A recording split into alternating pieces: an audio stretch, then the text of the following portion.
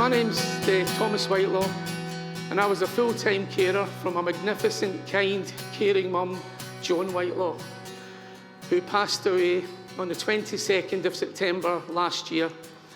My mum had vascular dementia, and I was a full-time carer for my mum for 6 years. I came back to visit my mum in 2007. I worked in music and travelled pretty much 10 months of the year.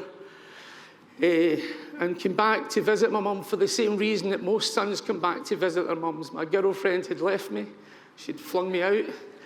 And the first place you go is you go back to your mum or your dad, no matter how young or old you are, because they make things better. They take time to listen, and they understand, and they put an arm around you when you need it. And I came back then to visit my mum. And for the first time in my life, I had to try and put my arms around my mum. For the first time, everything had changed.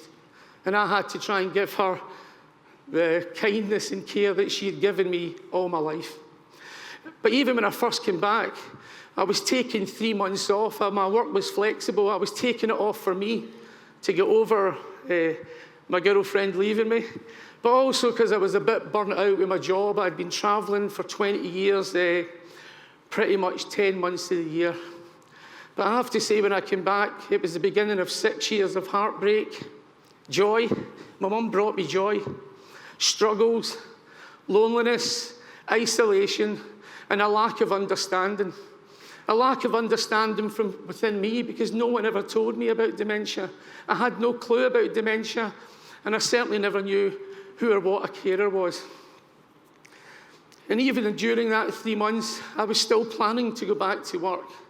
But in amongst finding my mum writing her name in her arm to remind her who she was, and notes under her pillow to remind her that that man in my house is my son, was the beginning of both of us becoming lonely and lost. And 3 months became 6 months, became 9 months, and after a year, in a moment of clarity, my mum asked me a question, to please don't put her into a home. That was the word she used. And I tried to make her a promise that I would give my mum the care she needed in her own home for as long as I could. And then after a year, became the second and the third year. And at the end of the third year, as dementia was doing everything in its power to affect my mum's greatness, to affect her being recognised as Joan Whitelaw anymore, to affect her being part of her community, to be viewed just as a person with dementia, we were both falling apart together. There was 2 people in our house, lost, lonely, isolated, and desperate for help. And I reached out that day. One day, we got up and I reached out to try and get help. And I took my mum on the bus, and I was 47 years of age, and I cried. I held her hand and I cried the whole journey on the bus down to a health centre to ask for help. And I walked up to the counter crying, a grown man, and my mum was crying because I was crying. And I asked someone to help us. I told them I didn't know how we were going to get through that day to get through tomorrow. And the response was to hand me a post-it sticker with an 0800 number on it. And I was told we don't have to do face-to-face engagements. You must go home and make an appointment. But the problem with that was that everybody in the bus was staring at us. Everybody in the waiting room was staring at us, and we were sent back out the door. And I didn't know what I was going to do when I got home. I didn't know how I was going to continue to care for my mum. But something changed that night. I found a bit of myself that had been lost for the last 3 years. I found a bit of myself that my mum always told me that I could be, that I always tried to be. And I started a campaign from my bedroom, asking people to write to me. I started a blog and organised a walk around Scotland, around Scottish towns and cities, not to raise money, but to raise awareness. And I asked people to share their experiences with me, good or bad. And if they sent them to me, I would walk to the Scottish Parliament and ask them to read them. And they sent me them in their hundreds and hundreds and hundreds. And every single letter I received had the word love in it, or it was written with love. And it had that word once, twice, or 3 times, but it was matched with loneliness, isolation, and understanding. Please help me understand what's happening, or no one seems to understand what we are going through. And these letters, and every single one of them, are not a petition, they're not a protest, they're a love story. My mum's life is a love story. And we in this room and in society should be encouraging and supporting love stories and helping people to achieve that. And I collected those letters because in the letters there was this word of engagement. The people I engage with are putting me off. The people I engage with won't listen to me. And the difference between the letter when someone engages properly and gets it right is glorious. But the reverse is dreadful. And I collected those letters because somebody sent me a letter one day. I was speaking earlier about my girlfriend who, I don't want to keep going back to her, it was my girlfriend who left me. We'd been going out for about 8 years and we both travelled, we both worked in the same industry. And over that 8 years, she kept trying to speak to me. She kept trying to, I'm sure you've all given someone a wee list of I had to grow up, had to get my act together, I had to listen. We're getting a bit older. I want to settle down. I want to have children. And the more she shouted at me, the less I heard her. The more she tried to discuss it with me, the less I listened. The more, in the most intimate of moments when she pleaded with me, I always managed to say the same thing. When I come back the next time, I'll fix it. We'll make it better. And I got away with that for far too long. I got away with that for 2 or 3 years. And in my last trip before coming home to visit my mum, to become my mum's carer, I was going to America and I opened up my suitcase and there was a letter on the top of it. And everything that she tried to tell me for the last 3 years was in that letter. Everything she pleaded with me or tried to speak to me about that I had pushed aside was in that letter. And my inability or unwillingness to listen to how my actions were impacting on someone I loved lives was dreadful. And she was absolutely right. Everything she put in that letter was the truth. And my lack of engagement, listening, and understanding was affecting another person's life. So that's why I wanted to collect letters, because I felt if I can understand a bit more about me, maybe the people we engage with will understand a bit more about their actions towards another human being. And I want to speak about a couple of the people who sent me letters. 2 sisters got in touch to say, could I come and visit them? Could I come and collect that letter? Because it was too tragic. They didn't want to just send it. They wanted to meet me and explain to me about their mum. And I got the train through one day and I knocked on their door. And as the door opened, one sister was so upright and angry and furious and terrified. And the other sister couldn't lift her head up.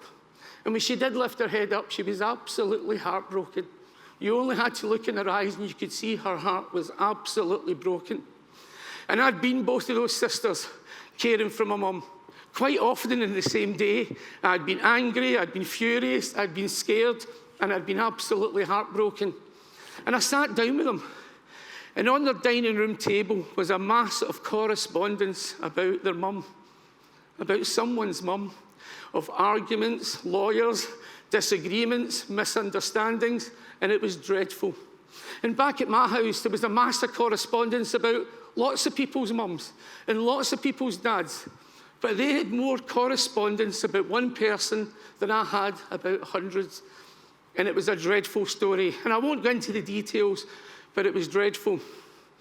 And I got the train home and I couldn't stop thinking about those 2 sisters, and I couldn't stop thinking about this massive correspondence to get someone treated with kindness, dignity and respect and allow someone to love and cherish and enjoy. And when I was going to hand over the letters to the Scottish Parliament with Irene, we invited 15 families who had sent me letters to come with us. And about a month before it, I got another letter from the same 2 sisters. And it was the most beautiful letter you could ever wish to read. It was absolutely glorious. Same 2 sisters, same mum with dementia, which is a terminal condition. We have no cure. About a consultant, about the magnificent kindness and understanding of a new consultant who had turned a table full of tragedy back into a house full of understanding and love. And that's the difference that every single person in this room can make. That's who everybody in this room should be, aspire to be, and want to be. That person who takes time and understanding and helps keep a love story alive. And he's a remarkable person. It's a wonderful gift to have, and it's a wonderful gift to give. And I had the same experiences in caring for my mum. These engagements are absolutely crucial. This word loneliness. After caring for my mum, the door stops knocking, the phone stops ringing, people stop visiting. We lose our place in society the longer. And that's not about just dementia. That's about many long-term conditions. We get left alone. And these engagements we have with the people in this room are absolutely crucial. We absolutely need them. They might only be a 15 minutes engagement in a clinic, in our home, in a ward, at a podiatrist. But if these engagements are done wrong, that might be the only person we speak to for the next month. And it will knock us down. It will knock us to our knees. But if those engagements are done in the right manner, they will give us strength, they will give us hope, they will give us the ability to carry on. And I can't tell you how much that means. And I remember the people who engaged with us and made it better. And my heart is sad at the people who took no time to listen, who took no time to be involved. And one of the most crucial moments in that was this beautiful, kind, dignified, magnificent woman. His dementia was doing everything to change and bring massive changes. Just as we thought we were getting the hang of it, just as we thought we were getting a routine, dementia would change everything. We'd wake up and everything we thought we knew the day before had completely changed. We had to start again. And I got up one morning to wake my mum up, and this magnificent woman had an accident in her bed. And my mum never asked to go to the toilet again. Never asked to go to the toilet again. And I didn't know what to do. I was in turmoil, and I got my mum out and I ran her a bath, and I tried to clean her, but I didn't understand. And the whole time I was asking, how does Joan Whitelaw feel about this? How does my mum feel about her son seeing her in this delicate, intimate position? And how did I feel about seeing my mum like this? And I got my mum up, and I got her pajamas on, and I got her back into bed, and I called to get help. And I asked for an incontinence nurse, which I won't go into, but I was put in a waiting list. 3 days later, someone delivered some pads to our house. I had no clue what to do with them. But I was put in a waiting list for someone to come and advise this wonderful woman who treated everybody with kindness and dignity and respect and worked hard. And I didn't know what to do. And I called the GP, and I was calling and trying to get this support. But after a week of no one coming, my mum was starting to get a bit raw. She was doubly incontinent. And the GP organised a district nurse to come and give me some advice. And I called, and she was coming out the next day. And I got my mum in the bath because I wanted my mum's hair to smell beautiful, because she always made her hair smell beautiful. And dementia should not be allowed to stop that. The fact that we need care should not be allowed to stop the way we lived our lives. And the door knocked, and I shouted down and I asked who it was. And I asked, and she said the district nurse, and I invited her up the stairs. And as I heard her walking up the stairs, I cried. I cried often in that 6 years, but I cried more than I'd ever cried before, because someone was coming into this moment that I didn't understand. I didn't know if I was doing it right. I didn't know if this was right for my mum. And she took one look at me. She took one look at me, and she knew I was scared. She knew I didn't understand, and she put her arm around me. And she was the first person to tell me I was doing a good job. She was the first person to ask me, how can I help you? And she's a remarkable person. And if I walked out here today and I saw her, I would shake her hand and I would tell her thank you. Because before she walked up those stairs, I didn't know if I could continue to give my mum personal care. Half an hour after walking back down them, I absolutely knew I could. And that's a remarkable person to be that consultant, to be that district nurse that makes it better. An incredible person to be. And I know there's many in here like that, because I've met quite a few in the last year, and you should be celebrated.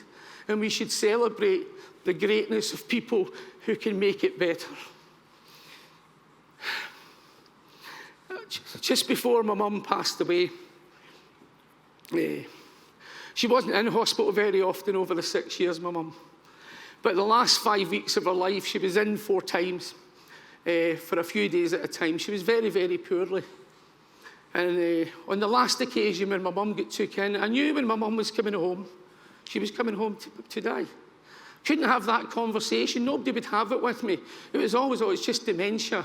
We can't really tell you too much because it's dementia. But I could tell. I'd been with my mum every day for 6 years, and she'd been my mother all my life. And I was terrified, and my mum was unable to talk, unable to walk, unable to swallow. She could swallow soft solids, but not liquids. It had to be a mixture in the middle. And this speech and language therapist was sitting with me. And I didn't say very much to her, but she looked in my eyes and knew that I was scared. And she came over to me and she said, your mum's coming home tomorrow. If you're ever really scared, if you don't know how to do this, here's my phone number. And I put it in my pocket thinking, I'll never need that. But that's amazing. And I got home. And when I got home and I emptied my mum's bag out and I got my mum settled, they forgot to put the mixture in the bag. They forgot to put it on the prescription. And it was a Friday, and it was about 3 o'clock, and I didn't know how my mum was going to drink or eat. And I asked my neighbour to come in and sit, and I ran up to the chemist I'd been going to every day for 5 or 6 years, and I asked them for this mixture. But they said only a hospital can prescribe it. I can't give you it. And I told them, it's a Friday afternoon, you have to give me this. And I called the GP from that chemist and I asked them for this mixture, and they told me only a hospital can prescribe it. I have to get in touch with the hospital. I can't prescribe it. And I was in tears again, and I stood there just not knowing what to do because I knew this was the last weeks of my mum's life. And I took that phone number out of my pocket and I called that speech and language therapist at the Southern General, and she drove to my house. She said, I'm just finishing and I'm coming over. And she drove to my house and she knocked on the door and she brought all these little gadgets and little tubs of mixture. And she sat there for 4 hours getting the right consistency for my mum. But she did everything more than that. She gave us hope. She let us know somebody cared about us, and she's magnificent. And that consultant's magnificent, and that district nurse is magnificent. But even in amongst doing that, nobody left my house without getting a campaign leaflet. Even the postman, when he put a letter through, I would post one back out to him. And I said to her, I'm doing a campaign from my bedroom. I'm trying to get people a bit more understanding. And off she went. And about a month after it, my mum had passed away, I got an email from her. And she said, I've spent most of my time in wards and not a lot of time in people's homes. But it was an absolute privilege to sit in your house, to hold your mum's hand, to help you, to be there. I'm so glad I met your mum. And I think she's right, isn't she? It's an absolute privilege to give that care, to help someone, to make it better. And it was an absolute privilege to have her as part of our lives. I'm going to read a short letter just now because I collect letters and people write to us, and the work we do is all based on the words of sons and daughters and husbands and wives. And I'm going to read just you a very short letter. And I know you'll be asking me when I'm going to get a pair of glasses that don't cost £1, but I'm going to put them on. She has asked me that on several occasions.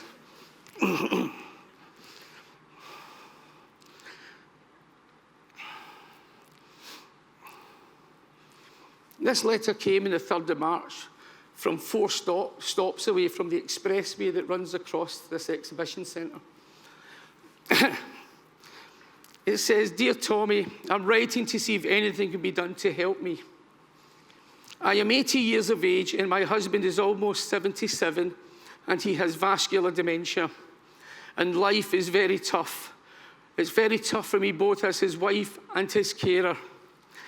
He is, I think, in the middle stages of dementia. As I said, I'm finding it very tough and there is no one here to share or help me get through this. I feel so very low and so very, very lonely. I need a human, listening, understanding ear to help me. None of my family or friends seem to understand what we're going through. Only another carer or someone who understands dementia can help us. We have been married for 53 years and had such a glorious marriage until my husband took dementia. I am losing my husband. I am losing my marriage. Can you please come and help me? I don't know where to start with what's wrong with that letter. The very fact she had to send it to me is probably the biggest thing that's wrong with it, because I'm sitting feeling as lost and lonely. That letter should be, we have been married for 53 years. I've been chucked by every girlfriend I've ever had. That's a remarkable achievement, to grow, to fall in love, to meet someone, to bring up your children, to be left so lonely, lost and isolated. And if there's a person in this room who couldn't be that listening, understanding ear, you're sitting in the wrong room. You're at the wrong event. You're in the wrong job. If you can't meet that person and take time to listen and understand and allow that love story to not become a tragedy, and I hope that's what you do. I hope you go out here and back to the place where you inspire other people, where you meet sons and daughters and husbands and wives, and I hope you allow their love stories to continue. I hope you take part in their life stories. I hope you take time to listen. Because if you're going to be involved in someone's life, you have to be involved in the whole life story, not a prescription. No medication ever gave any more than that district nurse, than that speech and language therapist, than that consultant, to the person who stops people having to write such a sad and lonely letter.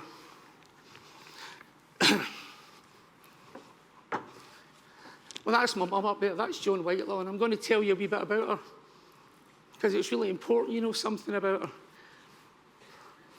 My mum's name was Joan Whitelaw. She was born on the 15th of the 7th, 1939. Her mum died when she was 4, and her dad passed away when she was 7. And her big sister, who had a large family of her own, said, I will care for you. I will put my arms around you. I will keep you from fear. I will keep you safe. I will be there for you. To me, that's caring. A vulnerable 7-year-old child. I will put my arms around you. And that was the building blocks that made my mum the most kind, remarkable, caring person you could ever wish to meet. My mum understood how much it mattered to be cared for. That was the building blocks that allowed her to understand that. And she went out and she worked hard, and she met my dad, her only ever boyfriend, his only ever girlfriend, and they fell in love. And she made that wedding dress. They had no money, and she made it with her own hands. And I think she looked beautiful. I think she looked magnificent. And that was the beginning of a love story. That love story, it might not seem it at the beginning when your parents die, but when someone puts their arms around you and says, I will care for you, that is a love story. Then you meet a man and you fall in love, and that love story continues. And you have your children and you work hard to give them everything you possibly can, and that's a love story. And then my dad didn't keep well. My dad built ships in the Clyde, and he didn't keep well. And my mum looked after him. She also became the breadwinner. She went out and worked night shift to give her family the best she possibly could, for the love of her family. And I saw the greatest love story when my dad was diagnosed with cancer, and I watched them holding each other's hand, and I watched how much my mum was going to miss him. And when my dad told me, all that matters is you look after your mum, nothing about him. He accepted it. Just make sure my Joan's all right. That was a love story. Then my mum got a diagnosis of dementia, and I came back to care for her. And that's where the love story became the biggest struggle of all, because it was too hard. I found it too difficult. Nobody was taking into consideration Joan Whitelaw. And when my dad passed away, I thought my mum was going to die of a broken heart. And I asked the question to this day, what is crueler, to die of a broken heart or not remember why your heart was broken? I know which one I think is crueler. Not remember the man you love is the cruelest trick of all. There is no crueler trick. And that's a really short description of Joan Whitelaw. It's a very brief description. But you now know more about my mum than anybody involved in her care for the last 6 years, because nobody ever asked. I don't recall anybody ever being interested in who Joan was, who she used to be, and who she would still like to be. And if you don't know what makes someone smile, if you don't know what makes someone sad, if you don't know what makes someone feel safe or makes them feel scared, then you can't truly say you're caring for them. And I hope you go and do that. I hope you go and meet all those Joan Whitelaws. I hope you find out what makes them smile and what makes them sad. It's been an absolute privilege to speak to you today. Thank you for your kindness. Thank you for listening. And thank you for understanding.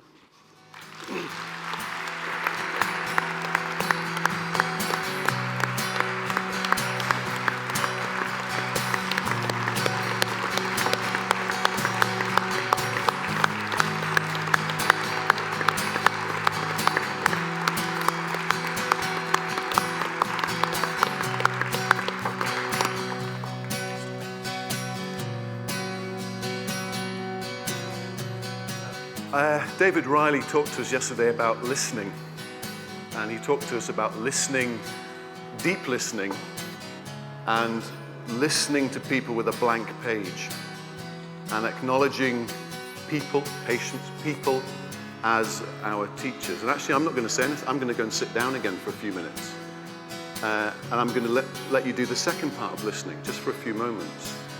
That deep listening to yourself, to your own, to the deepest recesses of your soul after listening to Tommy. So I'm just going to sit down for a few moments and leave you with your own thoughts, with your deep listening.